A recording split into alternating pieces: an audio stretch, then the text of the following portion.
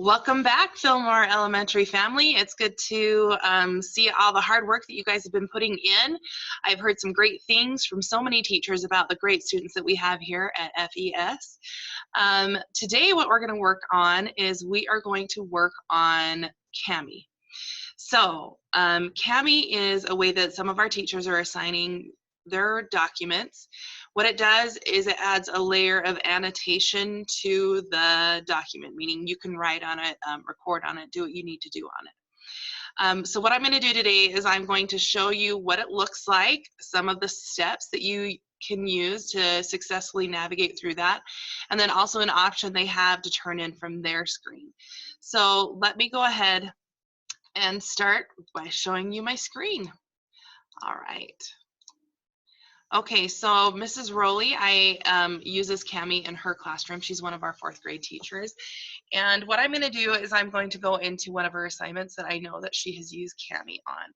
And again, remember when you get into a Google Classroom, there's your home screen, here's your classwork, and then I'm going to come down here to this worksheet that she has. And she has assigned it, it's a PDF, she's assigned it through Kami. And I know that she's assigned a copy for every student because my name is on it. All right, so you can either click in here and click View Assignment and get the PDF right there, or if you noticed, it was just hovering right there, you can just click on that. Now you're going to get to this page and you're going to notice like you can't do anything, you just highlight. That means that you have to go up to this button that says Open with Kami. So you open that up, and for me, I need to allow on Google Drive. So the first time you get into Kami is going to say allow. And what that does is it just automatically saves the annotations or the writing that you have on the paper, but then puts that into Google Drive so that you are not losing the information if it accidentally closes out. You can go into Google Drive and pull it back up again.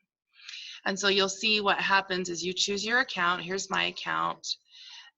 You then go down and you click allow, and then it will open it right up to where you need to be, okay? I've already allowed, and I think it's asking me twice because I am on a teacher page, but all right, here we are for the student page. Now, some of the things over here you can see are locked and some of them are not.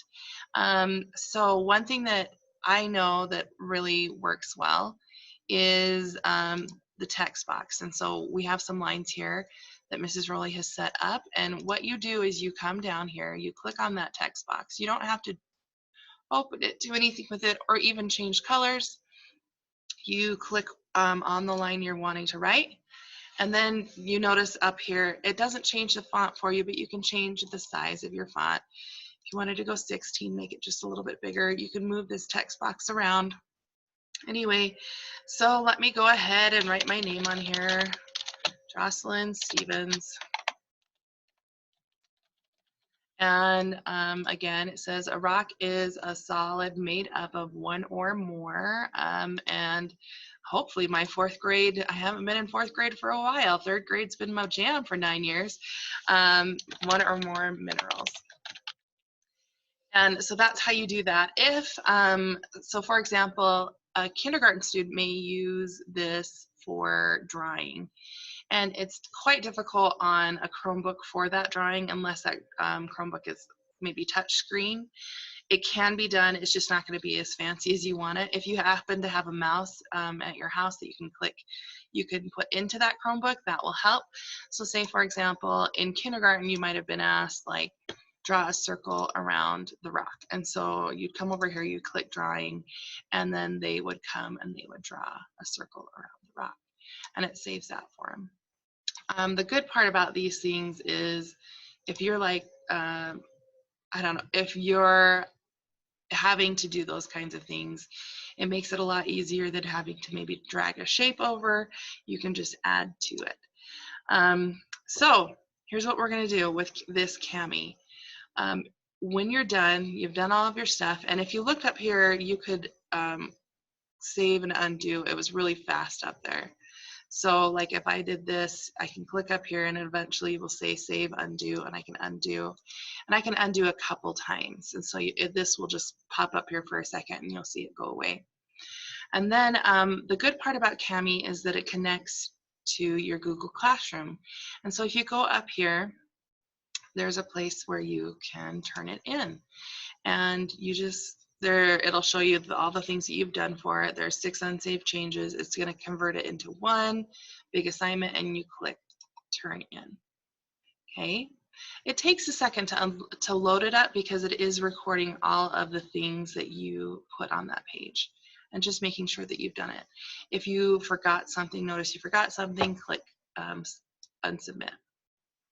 And then for those of us that want to back ourselves up just in case Google Drive isn't working for us, you can also download it.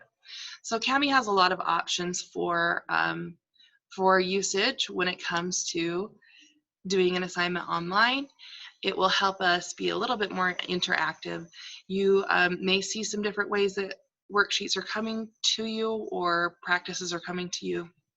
Just know that there is a way to get things done, and the best rule of thumb I can give you for trying out new things is just click and see what happens, and that's usually how most people learn through this. Anyway, if you have anything else that you need, let me help you get straightened out and get you some tutorials. Let your teacher know, let your mentor know, let the principal know, let Mrs. Carling know, let someone know, and we will be glad to help you through all of this. You guys are doing awesome. I really do hear so many great things about our great students at Fillmore Elementary, and also our great parents and families and support systems that they have. So keep up the hard work. You're doing great.